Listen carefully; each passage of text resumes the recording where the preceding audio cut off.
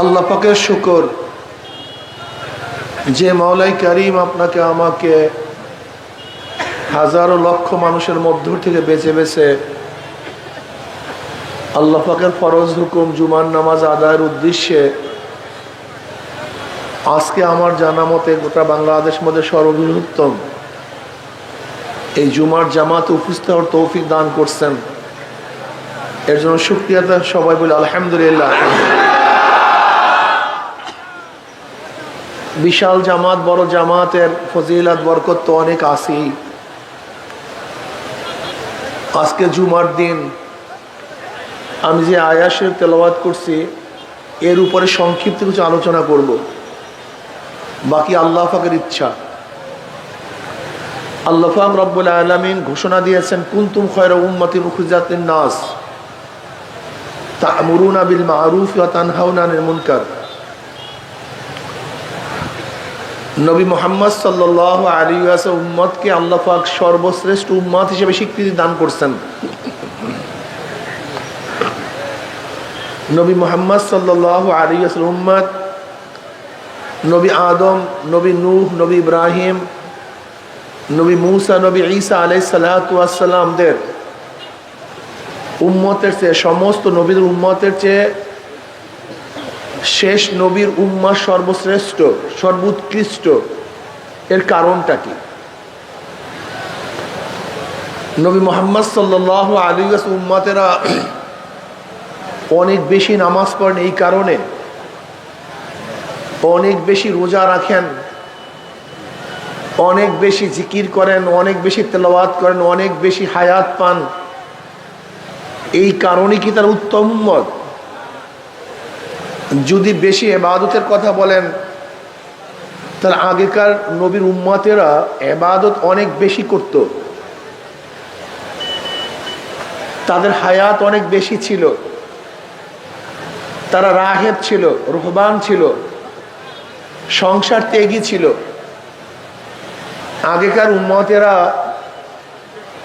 জঙ্গলে জঙ্গলে থাকতেন, গির্জার মধ্যে পড়ে থাকতেন, বিবাহ শাদী করতেন না। এরকম অনেক উম্মত আছে যারা জাহেদ, সব কিছু ত্যাগ করে শুধু ইবাদতের মধ্যে মগ্ন থাকতেন। এরপরে নবী মুহাম্মদ সাল্লাল্লাহু আলাইহি ওয়াসাল্লাম উম্মত উত্তম হওয়ার কারণটা কি? এর দুইটা কারণ। এদের মধ্যে দুইটা গুণ আছে। কয়টা গুণ? সবাই বলেন কয়টা গুণ? আমরু বিল মারুফ ওয়া নাহয়ি আনিল মুনকার। সৎ কাজের আদেশ, অসৎ কাজের নিষেধ। সৎ কাজের আদেশ, অসৎ কাজের নিষেধ, এই দুইটা গুণ নবী মুহাম্মদ সাল্লাল্লাহু আলাইহি ওয়াসাল্লাম উম্মতের মধ্যে থাকার কারণে এরা শ্রেষ্ঠ হয়ে গেছে, উত্তম হয়ে গেছে। দেখেন, আসলে ঈমান তো মুকদ্দম, আমল মুআক্খার। আগে ঈমান, তারপরে আমল। ঈমান না থাকলে কোনো আমলই কাবিলে কবুল না, গ্রহণযোগ্য হবে না। এখানে আমলের কথা আগে আনছেন, ঈমানের কথা পরে নিয়ে আসছেন। তা'মুরুনা বিল মারুফ ওয়া তানহাউনা আনিল মুনকার ওয়া তু'মিনুনা বিল্লাহ। তোমরা ঈমান রাখো আল্লাহর উপরে। অথচ ঈমানের কথা আগে আনা উচিত ছিল, আমলের কথা পরে আনা উচিত ছিল। কিন্তু এখানে ঈমানের কথা পরে আনছেন, আমলের কথা আগে আনার কারণটা কি? এর মূল কারণ হলো এই, ঈমানের ব্যাপারে আগের উম্মত পরের উম্মত, আগের নবী পরের নবী সবাই সমান। ঈমানের ব্যাপারে কোনো নবীর মধ্যে কোনো পার্থক্য নাই, কোনো উম্মতের মধ্যে কোনো পার্থক্য নাই। আল্লাহ এক।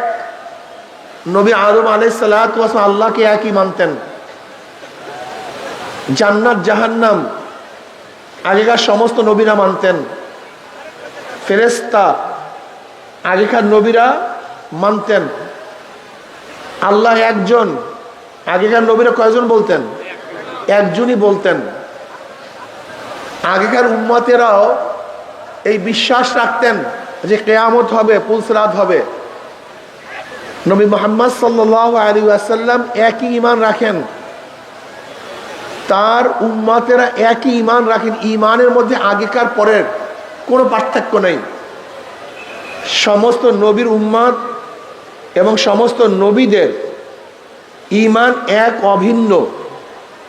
কিন্তু সমস্ত নবীদের উম্মতের আমল এক না। আমলের মধ্যে কি আছে? পার্থক্য আছে। শরীয়তের মধ্যে কি আছে? পার্থক্য আছে।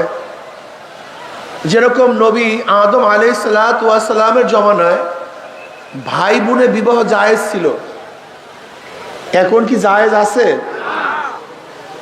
ঈসা আলাইহিসসালাতু ওয়াস সালামের জমানায় শুয়ারের গোশ হালাল ছিল, এখন কি হালাল আছে? তার মানে ঈমান এক, আমলের মধ্যে পার্থক্য। আমরা ঈমানের কারণে তাদের চেয়ে উত্তম নই। ঈমান তো তাসাবি, সবাই সমান। কিন্তু নবী মুহাম্মদ সাল্লাল্লাহু আলাইহি ওয়াসাল্লামের উম্মতের শ্রেষ্ঠত্বটা বয়ান করার কারণটা কি ছিল? তাদের মধ্যে দুইটা গুণ আছে। কয়টা গুণ?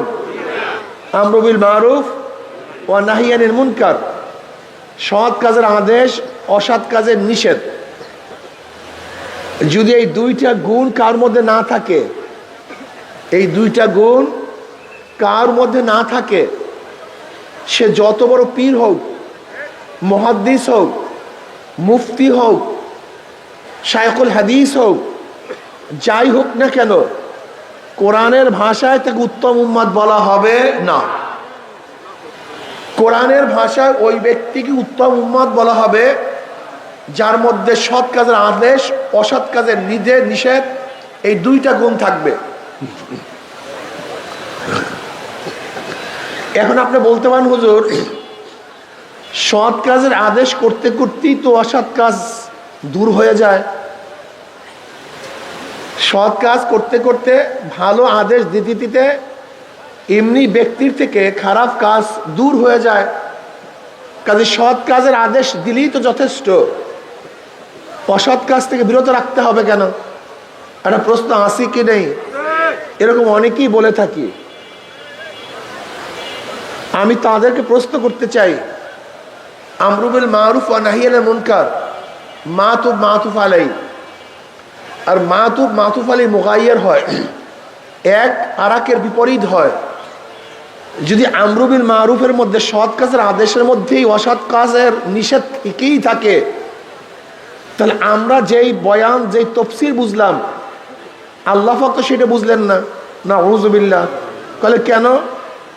যদি আমরু বিল মারুফের মধ্যেই নাহি আনিল মুনকার থাকে, তো নাহি আনিল মুনকার আবারও উল্লেখ করা, এটা অতিরিক্ত হয়ে যায়, লগ্ব হয়ে যায়, যেটা প্রয়োজন ছিল না। কি কথাটা বুঝাতে পারি নাই? আমরু বিল মারুফের মধ্যেই তো নাহি আনিল মুনকার আছে, ও নাহি আনিল মুনকার আবার কেন বললাম? এটা লগ্ব কালাম, অতিরিক্ত কালাম। আর যে কালামের মধ্যে, কোরআনের মধ্যে অতিরিক্ত থাকে, সে তো আল্লাহর কালাম হতে পারে না। কথাটা বুঝাতে পারিনি? আপনার তফসিরের মাধ্যমে ঈমানের খতরা হয়, ঈমান ধ্বংস হওয়ার সম্ভাবনা আছে। আপনি অবশ্যই মনে রাখবেন, আমরু বিল মারুফ এক জিনিস, নাহি আনিল মুনকার ভিন্ন জিনিস। এর উদাহরণ দেন এইভাবে, একটা মানুষ সুস্থ থাকার জন্য দুইটা জিনিসের প্রয়োজন। কয়টা জিনিসের প্রয়োজন ভাই? দুইটা জিনিসের প্রয়োজন একটা মানুষ সুস্থ থাকার জন্য। যেরকম এক ব্যক্তির ডায়াবেটিস হয়েছে। কি হয়েছে? ডাক্তার তাকে কি বলে? ইনসুলিন নেন, ডায়নিল ট্যাবলেট খান।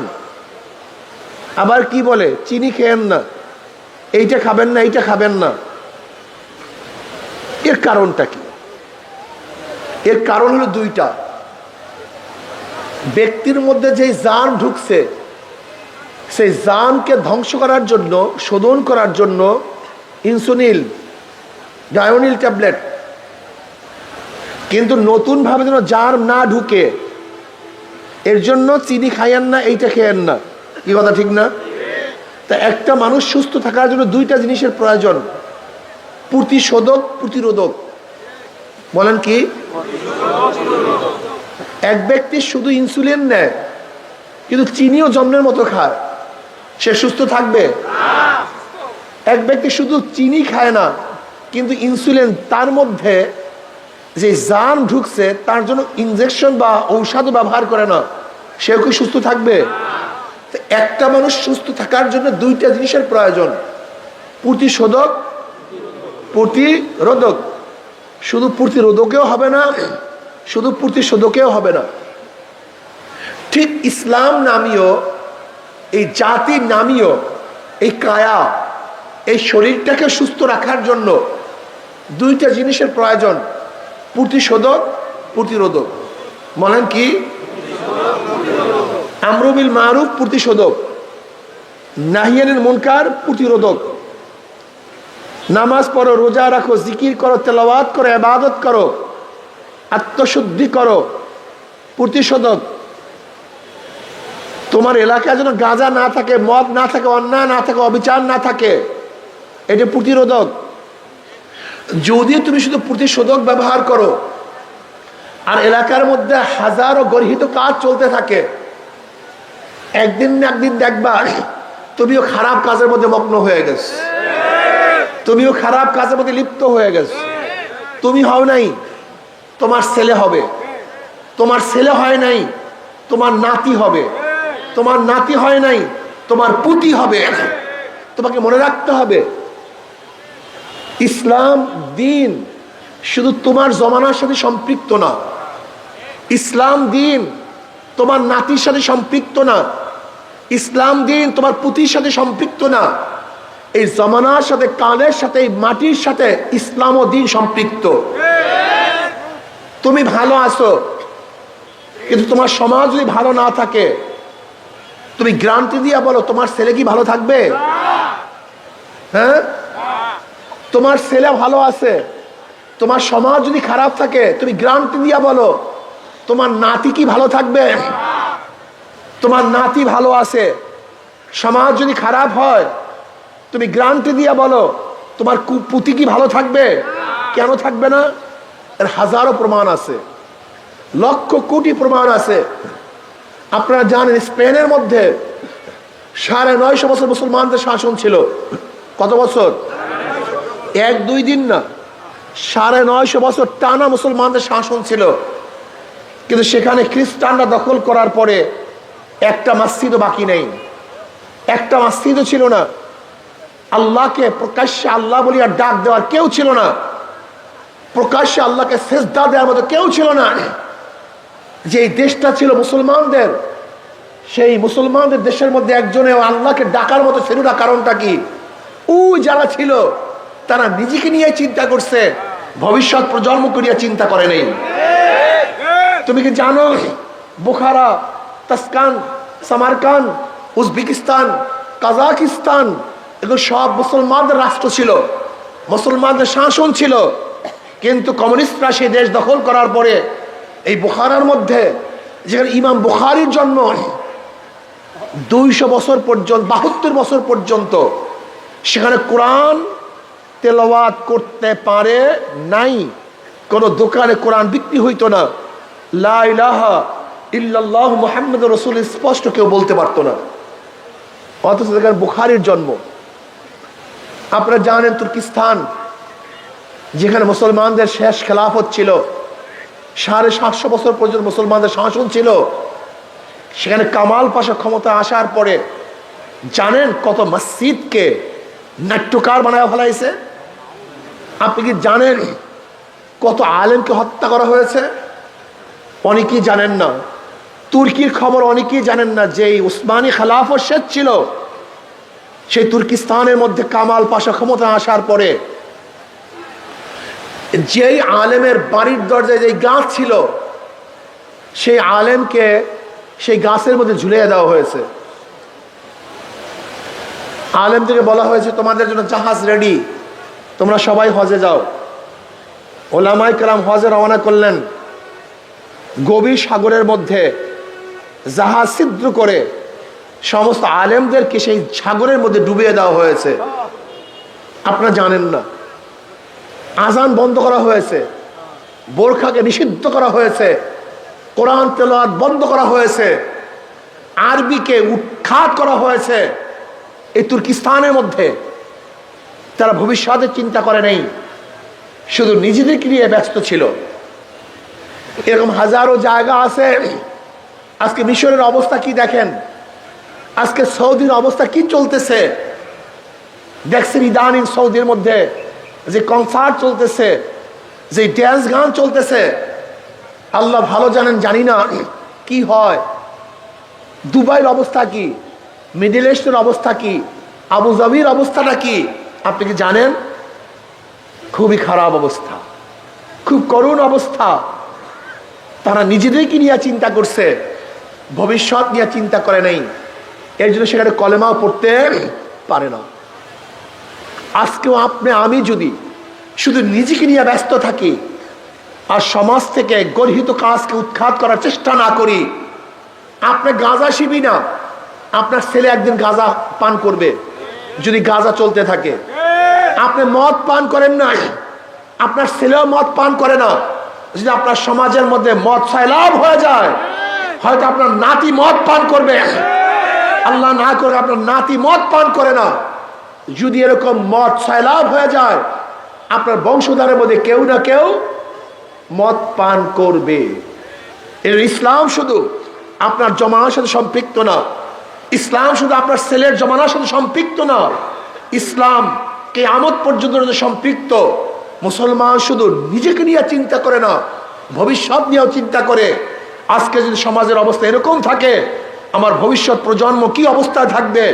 এর জন্য মনে রাখতে হবে, একজন মুসলমানের চিন্তা হলো, চেতনা হলো, কু আনফুসাকুম ওয়া আহলিকুম নার, নিজেও জাহান্নামের আগুন থেকে বাঁচবো এবং সমাজকে আহালকেও জাহান্নামের আগুন থেকে বাঁচাবো। কি কথা ঠিক না? আমরু বিল মারুফ ওয়া নাহি আনিল মুনকার। প্রিয় ভাইয়েরা আমার, এটা করবেন কিভাবে? এটার পদ্ধতিটা কি? নবী আলাইহিস সালাতু ওয়াস সালাম ফরমান, মান রাআ মিনকুম মুনকারান ফালিয়ুগাইয়িরু বিয়াদিহি ফাইন লাম ইয়াস্তাতিহ বিলিসানিহি ফাইন লাম ইয়াস্তাতিহ বিকলবিহি ওয়া যালিকা যাফুল ঈমান। মুসলিমের মধ্যে রওয়ায়াত আসছে, তোমরা যদি খারাপ কাজ দেখো, গর্হিত কাজ দেখো, তাহলে শক্তি থাকলে শক্তি দিয়ে পরিবর্তন করে দাও। যেরকম ছেলে যদি কোনো খারাপ কাজ করে, তাহলে ছেলেকে নসিহাত নয়, তাকে শক্তি প্রয়োগ করে খারাপ কাজ থেকে ফিরাতে হবে। যদি মেয়ে খারাপ কাজ করে, শক্তি প্রয়োগ করে ফিরাতে হবে। স্ত্রী খারাপ কাজ করলে শুধু নসিহাত নয়, শক্তি প্রয়োগ করতে হবে। ছাত্র যদি খারাপ কাজে লিপ্ত হয়, শক্তি প্রয়োগ করে খারাপ কাজ থেকে বিরত রাখতে হবে। যদি দেশের কেউ জনগণ খারাপ কাজ করে, তাই প্রধানমন্ত্রী সে শুধু নসিহাত করবে না, শক্তি প্রয়োগ করে সেই খারাপ কাজ থেকে বিরত রাখতে হবে। কথা ঠিক না? যদি সেই শক্তি না থাকে, তাহলে মুখ দিয়ে এমন ভাবে বলো যেন পরিবর্তন হয়ে যায়। এখন পর্যন্ত মুখ দিয়ে হাজারো গর্হিত কাজ পরিবর্তন করা সম্ভব কি সম্ভব না? যেরকম থেমিস মূর্তি বসাবার চেষ্টা করছিল, যখন আমরা মুখ দিয়ে বলা শুরু করলাম, বসাতে পারে নাই। ঢাকায় মূর্তি স্থাপন করার চেষ্টা করছিল, মুখ দিয়ে বলার কারণে বসাতে পারে নাই। পারছে নাকি? পারে নাই। এরকম ফতুয়া বিরোধী আন্দোলন করেছিলাম, ফতুয়া বন্ধ করতে পারে নাই। এখন পর্যন্ত হাজারো কাজ আছে, যে এই কাজগুলি বন্ধ করার জন্য শুধু মুখের প্রয়োজন, হাতের প্রয়োজন হয় না। যদি সমাজের সবাই মুখ দিয়ে গর্হিত কাজের বিরুদ্ধে কথা বলতো, তাহলে দেশের মধ্যে একটা খারাপ কাজ চলতে পারতো না। শুধু একটা উদাহরণ দেই, জুমার মসজিদের এলাকার, জুমার মসজিদের যারা নামাজ পড়েন, ওই জুমার মসজিদের সমস্ত মুসল্লিরা যদি ওই এলাকার খারাপ কাজ বন্ধ করার জন্য মুখ খুলতো, তো এলাকার মধ্যে কি খারাপ কাজ থাকতে পারতো? আমি চ্যালেঞ্জ দিয়া বলি, নাস্তিকদের প্রয়োজন নেই, হিন্দুদের প্রয়োজন নেই, খ্রিস্টানদের প্রয়োজন নেই। যারা আল্লাহকে সেজদা করে, যারা আল্লাহকে সেজদা করে, এই সেজদাগিররা যদি একত্রিত হয়ে অন্যায়ের মোকাবেলায় কথা বলতো, তা বাংলাদেশের মধ্যে একটা অন্যায় থাকতে পারতো না। তার মানে অন্যায় রাখছে কে? এই যারা আমরা নামাজ পড়ি তারাই। আমরা নামাজিরা অন্যায়ের মোকাবেলা করি না, আমরা নামাজিরা অন্যায় দেখার পরে হেঁটে যাই, প্রতিবাদ করি না। এই কারণে সমাজের মধ্যে অন্যায় আছে। আপনাদের মনে রাখতে হবে, অন্যায়কারীদের সংখ্যা খুবই কম, ভালো লোকের সংখ্যা এখনো বেশি, কিন্তু ভালো লোকেরা ঐক্যবদ্ধ নয়, তারা মুখ খোলে না, জবান খোলে না। এর জন্য সমাজের মধ্যে খারাপ কাজ বিস্তার লাভ করতেছে। আমি অনুরোধ করব, আপনি যত বড় দরবেশ হন, যত বড় আলেম হন, যদি আমরু বিল মারুফ ওয়া নাহি আনিল মুনকার, সৎ কাজের আদেশ অসৎ কাজ থেকে মানুষকে ফিরাবার চেষ্টা না করেন, তাহলে কোরআনের ভাষা আপনি উত্তম উম্মত হতে পারেন না। কি কথা ঠিক না? প্রিয় ভাইরা আমার, এখানে মুসল্লিরা আসছেন, আমি সংক্ষিপ্ত একটা কথা বলতে চাই, খুব খেয়ালের সাথে শুনেন। যদি সংক্ষিপ্ত আপনি যদি সমাজের থেকে গর্হিত কাজ উঠাবার চেষ্টা না করেন, তাহলে মনে রাখতে হবে ওই গুনার মধ্যে আপনিও লিপ্ত থাকবেন। নবী আলাইহিস সালাতু ওয়াস সালামের হাদিসকে আপনি দেখেন নাই? এক সমাজের মধ্যে খারাপ কাজ চলতেছিল, আল্লাহ পাক জিব্রাইলকে বলেন, জিব্রাইল এই সমাজকে উল্টায়া দাও। জিব্রাইল বললেন, আল্লাহ ওই সমাজের মধ্যে এমন এক লোক আছে যে এক মুহূর্তের জন্য তোমাকে ভোলে না, সব সময় তোমার ইবাদতের মধ্যে মগ্ন থাকে। আল্লাহ পাক বলেন, ওকে শুদ্ধ উল্টায়া দাও। বলে কেন? বলে এত খারাপ কাজ চলতে আছে, কিন্তু ও পরিকল্পনা পর্যন্ত করে নাই, ও বাধা দেওয়ার চেষ্টাও করে নাই, তাদেরকে কিভাবে প্রতিহত করতে হয় সেই ব্যাপারও তার ভুরু কুচকায় নাই, কাজে ওকে শুদ্ধ উল্টায়া দাও। আজকে আমরা যারা নিজেদেরকে ভালো মনে করি আর সমাজের খারাপ কাজকে উঠাবার জন্য, পরিবর্তন করার জন্য চেষ্টা না করি, গজব শুধু তাদের উপরে আসবে না, যারা ভালো লোক আছেন আল্লাহ পাক গজব তাদেরকেও নাযিল করবে। আর যারা খারাপ কাজ প্রতিষ্ঠিত করেছেন, আপনার খারাপ কাজের কারণে যত মানুষ খারাপ কাজ করবে, সব দায়িত্ব আপনাকে গ্রহণ করতে হবে। আচ্ছা বলেন তো, দুনিয়ার মধ্যে কিয়ামত পর্যন্ত যত অবৈধ খুন হবে, এই অবৈধ খুনের একটা ভাগ কাবিল পাবে কি পাবে না? কাবিল কার সন্তান? কথা বলেন না কেন? সবাই ঘুমায়া পড়ছেন নাকি? কার সন্তান? আদম আলাইহিস সালাতু ওয়াস সালামের সন্তান কাবিল। কত আগে হত্যা করছে। কিয়ামত পর্যন্ত যত অবৈধ হত্যা হবে তার একটা ভাগ কাবিল পাবে। কারণটা কি বলেন? হ্যাঁ, ঘুমাইস না, হ্যাঁ বলো বলো, কি পাবে? কেন পাবে? হ্যাঁ, তার মানে যে যেই কাজটা সূচনা করবে, খারাপ কাজের সূচনা করবে, কিয়ামত পর্যন্ত যত কাজ ওই খারাপ কাজ হবে তার একটা সূচনার যে করবে তার আমলনামায় চলতে থাকবে। মনে থাকবে? এই সূত্র ধরে একটা কথা বলতে চাই, কিয়ামতের ময়দানে অনেক মুসল্লি দেখবে, অনেক মুসল্লি দেখবে লক্ষ লক্ষ ব্যারেল মদের গুনাহ। কত ব্যারেল? লক্ষ লক্ষ ব্যারেল মদের গুনাহ। আল্লাহ, আমি কোনোদিন মদ দেখি নাই, মদ স্পর্শ করি নাই, এত মদের গুনাহ আসলো কোথার থেকে? অনেক মুসল্লি দেখবে লক্ষ লক্ষ জেনার গুনাহ। আল্লাহ, আমি তো একটা জেনাও করি নাই, আমি তো কোনো মেয়ের দিকেও তাকাই নাই। দেখবে লক্ষ লক্ষ সুদের গুনাহ, ঘুষের গুনাহ, ডাকাতের গুনাহ, চুরির গুনাহ। আল্লাহ, আমি একটা কাজও করি না, আমি তো মুসল্লি ছিলাম। আল্লাহ বলবেন, আমি জানি তুই এই কাজ করো নাই, কিন্তু যাদেরকে ভোট দিয়ে ক্ষমতায় নিয়ে মদের আইন পাশ করার সুযোগ করিয়ে দিয়েছ, তোর ভোট ব্যতীত এই মদের আইন পাশ করতে কথা বলে না কেন? একদল যুবক ওপারে যাবে, নদীর ওপারে যাবে চুরি করার জন্য। এখন খেয়ালাকে বলতেছে, ভাই একটু পার করে দেন না, আমরা চুরি করব। এখন খেয়ালা, ভাই আমি মুসল্লি মানুষ, চরমনাইয়ের মুরিদ, তবলিগ করি, অমুক শায়েখের মুরিদ হয়েছি, আমি চুরি টুরি কোনো জিনিস গ্রহণ করব না। কিন্তু যেহেতু তোরা যুবক মানুষ, আমার আত্মীয় স্বজন, আমার পাড়ি প্রতিবেশী, একটু তুই চুরি করতে চাস আর আমার খেয়া ব্যতীত পারবি না, আয় আমি চুরির ভাগের মধ্যে নাই। আর যেহেতু তোরা চুরি করবি, আমি চুরির ভাগের মধ্যে নাই, তোদের মাল গ্রহণ করব না, আয় আমরা ধাক্কা দিয়ে দেই। খেয়ালা ওই চোরদেরকে খেয়ায় উঠে একটা ধাক্কা দিয়ে পার করছে।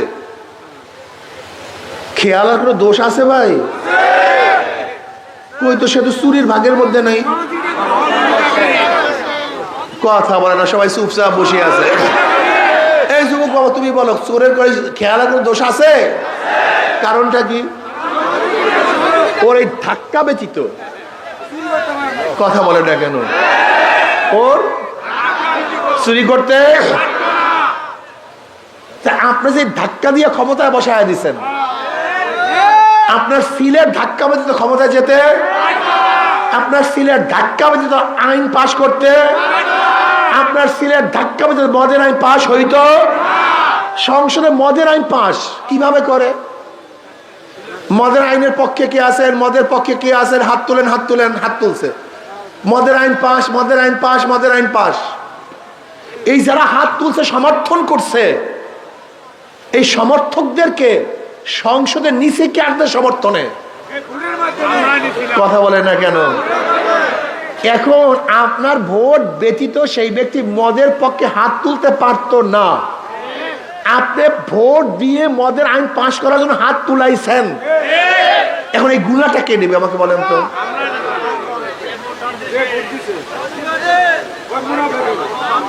প্রস্কোয়াটার আইন পাশ, প্রস্কোয়াটার আইনের পক্ষে কে আছেন? জেনার পক্ষে কে আছেন? জেনার পক্ষে কে আছেন? হাত তুলছেন, হাত তুলছেন। জেনার আইন পাশ, জেনার আইন পাশ। জেনার আইন বুঝেন? বাংলাদেশের ল হলো এই, একটা যুবক যুবতী সম্মতি হয়ে যত খারাপ কাজ করবে, এটা কোনো বাংলাদেশের আইনে কোনো অবৈধ না। একজন যুবক যুবতী যত অপকর্ম করবে নিজেদের সম্মতি অনুযায়ী, যদি তাদের বিরুদ্ধে হাইকোর্টে সুপ্রিম কোর্টেও কেস দায়ের করেন, সুপ্রিম কোর্টের বাবারও কোনো ক্ষমতা নাই তার বিরুদ্ধে কোনো রায় দেয়া। কারণ বাংলাদেশে জেনা সম্পূর্ণ বৈধ। এই যাদের ভোটের কারণে একটা সিল মারছেন হুজুর, একটা সিল মারছে হুজুর, হুজুর আমার ভাই দাঁড়াইছে হুজুর, আমার আত্মীয় হুজুর, আমার পাড়া প্রতিবেশী দাঁড়াইছে হুজুর, এর জন্য আমি একটা সিল মারছি। এই তোমার সিল ব্যতীত জেনার পক্ষে হাত তুলতে পারতো না। কাজে এই কিয়ামত পর্যন্ত তোমার ভোটের কারণে যত জেনা হবে, এই সমস্ত জেনার গুলা তোর আমলনামায় চলতে থাকবে। ভাবছেনটা কি? একটা সিল। ইবরাত কা যা হয় তামাশা নেই। আপনার ভোটের মাধ্যমে যত মদের প্রচারণ হবে, যত মানুষ মদের বোতলে চুমুক মারবে, আপনার ভোট ব্যতীত মদের আইন পাশ করা যেত না। আপনার ভোটের কারণে মদের আইন পাশ হয়েছে, সমস্ত গুনাহ আপনার আমলনামায়। ইবরাত কা যা হয় তামাশা নেই। আপনি ভেবেছেন কি এটা ভোট? হ্যাঁ, আমি গেলাম একবার উজিরপুরে, এক হিন্দু ঠাকুর, সে বলতেছে হুজুর আমি তো ইসলামের বাহিরে, হাত পাকার বাহিরে ভোট দেবো না। আমি বলি কেন? বলে হুজুর আপনার আব্বার বয়ান শুনতাম, তিনি একটা কথা বলছে যে যাদের ভোটের মাধ্যমে যত গুনাহ হবে, ভোটারদের আমলনামায় সেই গুনাহ আসবে। আমি চিন্তা করি তখন কতটা ঠিকই, আমার কারণে এই কাজগুলো হচ্ছে। আমি না করলে এই কাজ হতো না, লুটপাট হতো না, চুরি হতো না, ডাকাতি হতো না।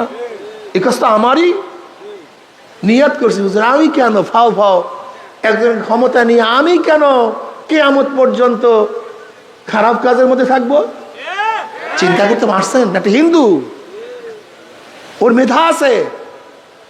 আমি এই কথা বলছি না যে তুমি আমার সাপোর্ট করো, আমি এই কথা বলছি না তুমি ইসলামী আন্দোলন করো, আমি এই কথা বলছি না তোমার হাত পাকা সিল মারো, এই কথা বলছি না। কিন্তু আমি এই কথা নিশ্চিত বলবো যে এই দলের মধ্যে, যে ব্যক্তির মধ্যে চোর আছে, ডাকাত আছে, দুর্নীতিবাজ আছে, খুনি আছে, মদখোর আছে, ধর্ষক আছে, তাদের দল করে মানুষ করতে পারে না। এই কথাটা আমি বলতে পারি। আমি এই কথা বলবো না আমার দল করো, আমি এই কথা বলবো না আমার পিছনেই তোমাকে নামাজ পড়তে হবে, আমি এই কথা বলবো না। কিন্তু যে কোনো একজন আলেম যাদের নামাজ সহি, যারা আল্লাহকে ভয় করে, এমন একজনের পিছুই তোমাকে নামাজ পড়তে হবে।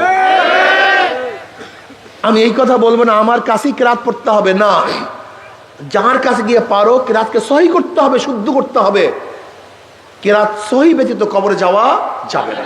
কাজে আসুন আমরা সবাই ভালো মানুষকে সমর্থন করি, ভালো মানুষকে সাপোর্ট করি। খবরদার নিজের ভোটের মাধ্যমে কিয়ামত পর্যন্তর জন্য যেন গুনাহ জারি না করি। এই ভুল কেউ করবেন না, আল্লাহর তো অনুরোধ করি। এই দেশের যত গন্ডগোলের মূল হলো আপনারা, এই যত গন্ডগোলের মূল, এই যত গ্যাঞ্জামের মূল, যত দুর্নীতির মূল সব জনগণ।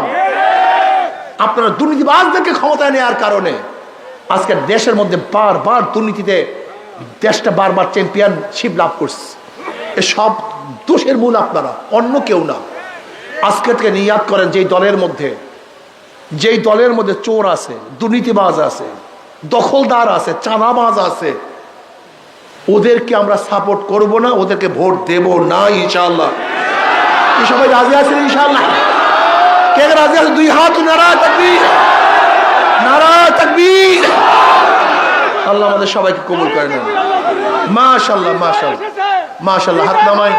এর জন্য আমি একটা কথা বলবো ভাই, একটা কথা বলবো যে খবরদার খারাপ কাজে অংশগ্রহণ করবেন না, খারাপ কাজে যাবেন না। কিয়ামত পর্যন্ত কিন্তু আপনার আমলনামায় এই গুনাহ লিখতে থাকবে। আল্লাহ আমাকে আমাদের সবাইকে কবুল করে নেন।